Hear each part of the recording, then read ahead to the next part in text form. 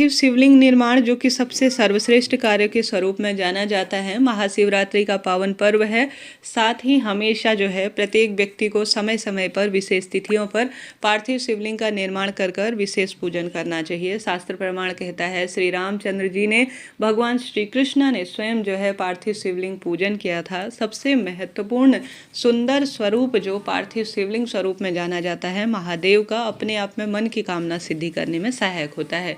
Video में यही जानेंगे कौन से नियम है, कौन सी सामग्री गुरुजी ने विशेष बताई है, महिलाओं को खास तौर पर क्या ध्यान रखने की आवश्यकता है जिससे कि आपके जीवन के सब कार्य सिद्ध हो जाए। पार्थिव शिवलिंग आप सभी पूजन करें या गुरुजी कराएं या किसी भी स्वरूप में, यह परम सुख को प्रदान करने वाला ही होता है। परंतु इसका विशेष नियम, कुछ कार्य वर्जित कहे गए हैं तो उन चीज़ों का ध्यान रखें पूजन इत्यादि में, तभी आप पार्थिव शिव पूजा करने के योग्य रहेंगे और इसका फल आपको प्राप्त होगा। तो ध्यान से सुनिएगा।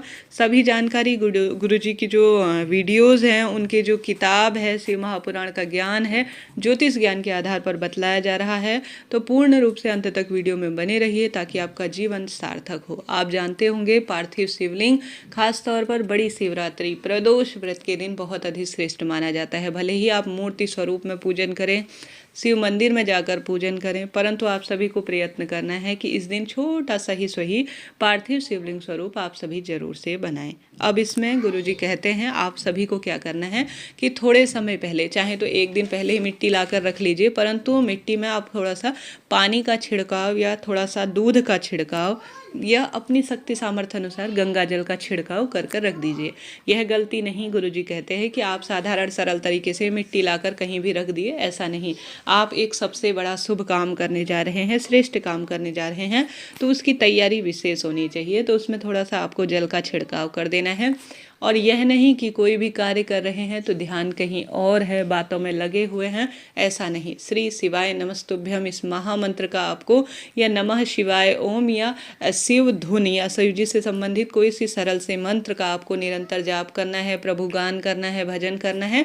और मिट्टी का चुनाव करें या कोई भी कार्य करें, आपको यह कार्य जरूर से करना है, तभी आपका जो चीज़ है ना वह प्रतिष्ठित होगी। देखिए, आप एक दिव्य वस्तु बना रहे हैं, भगवान को बना रहे हैं आप, तो भगवान के नाम मंत्रों का उच्चारण करना आवश्यक है। तो इस नियम का सबसे पहले ध्यान रखें।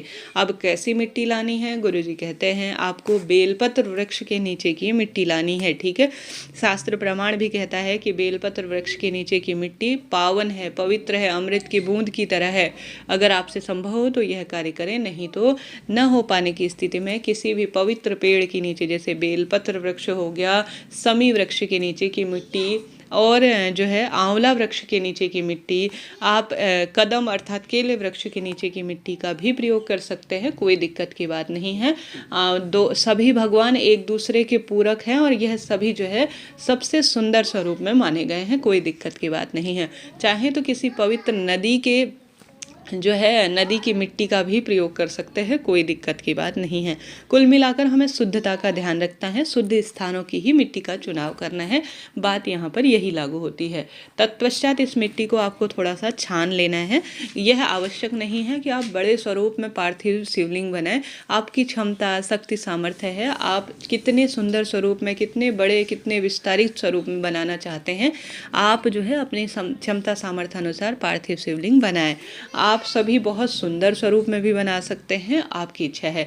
अब इसे पूर्ण रूप से जो है आप छान लीजिए किसी छन्नी इत्यादि से, या अपने हाथों की मदद से पूर्ण सुंदर स्वरूप में जो है छान कर, कहने का अर्थ है अच्छी से साफ सुथरी मिट्टी हमें प्राप्त होनी चाहिए, गुठली इत्यादि ना हो, इसका ध्यान रखते हुए उपाय करें, कार्य करें। अब आप सभी को क्या करना है, प्रभु स्मरण करते हुए गंगाजल मिश्रित जल ले लेना है, उसमें संभव हो तो थोड़ा सा इत्र डाल लें। गुरुजी कहते हैं गंगाजल मिश्रित जल श्रेष्ठ कार्य की श्रेष्ठ जो है सिद्धि में जाना जाता है। इत्र भी डाल सकते हैं, कच्चा दूध भी डाल सकते हैं, अलग अलग गुरुजी की वीडियोज़ है, अलग अलग उसमें यह बात कही गई है। अब आप सभी को इसका निर्माण कब कर लेना है, जैसे आप सभी पूजन करेंगे उससे 2-3 घंटा पहले जो है आप सभी आवश्यक रूप से यह पार्थिव शिवलिंग बना बना लीजिएगा। अब यह नहीं कि सीधे धरती पर पार्थिव शिवलिंग बना लें या किसी भी जो है थाली के ऊपर बना लें, नहीं। स्क्रीन पर आप देख पा रहे हैं, सबसे पहले किसी प्लेट का चुनाव करें, उसके ऊपर जो है आप बेलपत्र रखें। बेलपत्र जैसे हम शिव पर चढ़ाते हैं चिकना वाला हिस्सा, वह हिस्सा जो है आपको जमीन उसके ऊपर रखना है, प्लेट के ऊपर, और उसके ऊपर जो है आप सभी सुंदर स्वरूप में एक पार्थिव शिवलिंग का निर्माण कर लीजिए।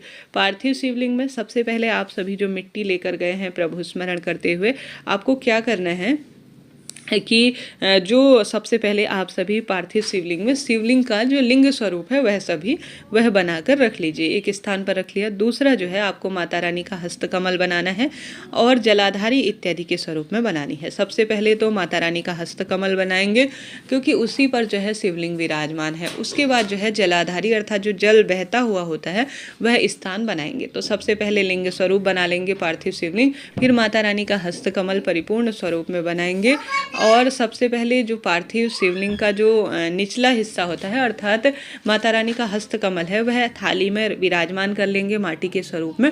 उसे किस स्वरूप में आप आकार देना चाहते हैं यह इच्छा आपकी है।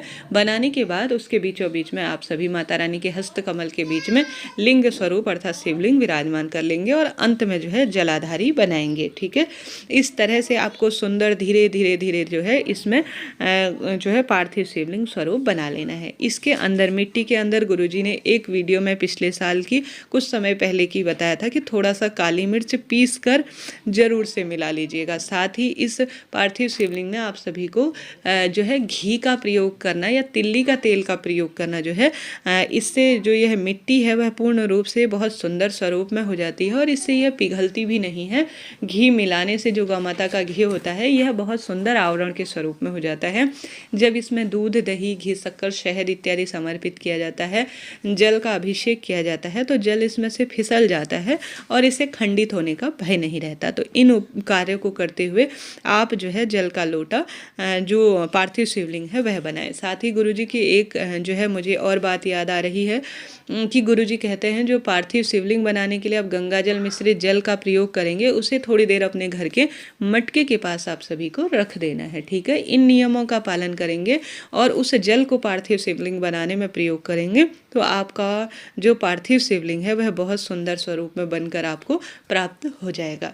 अब पार्थिव शिवलिंग को आप सुंदर स्वरूप में सजाएं, किसी भी स्वरूप में जो है पूजित करें, फलित करें, यह इच्छा आपकी है। इसके बाद जो है आप सभी बनाने के बाद अगर आपने पार्थिव शिवलिंग बना लिया है, आप थोड़ा सा इसको छोड़ रहे हैं तो कई व्यक्ति कहते हैं मैंने तो इस बारे में मुझे कम ज्ञात प्राप्त है तो इसके ऊपर कहा जाता है पुष्प रख देना चाहिए, बेलपत्र रख देना चाहिए या अक्षत इत्यादि समर्पित कर देना चाहिए। कहा जाता है इंद्र इसका जो है फल ले जाता है, परंतु मैंने यह बात नहीं सुनी है अभी गुरुजी के मुख से तो मैं इसकी पूर्ण रूप से पुष्टि नहीं कर सकती हूँ। तो आप यह भी कर सकते हैं, इच्छा आपकी है। तो इस तरह से आप सभी को जो है यह कार्य कर लेना है। इस तरह से आप सभी को पार्थिव शिवलिंग बना लेना है। पार्थिव शिवलिंग आप 4 पहर की पूजा में भी काम ले सकते हैं। जैसे आप सभी ब्रह्म मुहूर्त में सुबह सुबह उठकर जो स्नान इत्यादि से निवृत्त होकर सबसे पहले पार्थिव शिवलिंग बना लीजिए। 2 घंटे के भीतर यह सूख जाएगा, 1 घंटे के भीतर यह सूख जाएगा सुंदर स्वरूप में। आप 4 पहर पूजा कर सकते हैं। पार्थिव शिवलिंग पूजा 4 पहर की भी की जा सकती है और आप सभी प्रदोष का भी इस दिन व्रत रहेगा, महाशिवरात्रि है तो प्रदोष काल में या सुबह शाम दोनों समय भी कर लेंगे तो भी जो है पर्याप्त रहेगा। पार्थिव शिवलिंग में एक नियम यह होता है कि पार्थिव शिवलिंग अगर जो है आपको लगता है कि मुझे जो है विसर्जित कर देना चाहिए, जैसे हरतालिका तीज इत्यादि में तो रात्रि का भी पूजन का विधान है तो उसमें तो सुबह ही विसर्जित किया जाता है, वो बात अलग है। परंतु आप साधारण सरल तरीके से पार्थिव शिवलिंग को जो है 1-1.5 घंटे के भीतर ही किसी पवित्र नदी में, किसी जो है तालाब इत्यादि या किसी पेड़ इत्यादि के नीचे रख दीजिए अर्थात विसर्जित कर दीजिए या घर पर ही गमले इत्यादि में इसे विसर्जित कर सकते हैं। तो पार्थिव शिवलिंग विसर्जन आप सभी जरूर से 1-1.5-2 घंटे के भीतर ही कर दीजिएगा। हालांकि इस चीज़ का मैं संपूर्ण विधान, संपूर्ण वीडियो आप सभी तक धीरे धीरे जरूर से पहुंचाऊंगी। इससे पहले गुरुजी ने ऑनलाइन जो कथा है, जो ऑनलाइन वीडियो है जो पार्थिव शिवलिंग का, उसका मैंने पहले ही दे दिया है। शिव बत्ती कैसे बनानी है इसका वीडियो भी मैंने पहले ही दे दिया है। कृपया उस वीडियो को देखकर अपना जीवन सार्थक करें।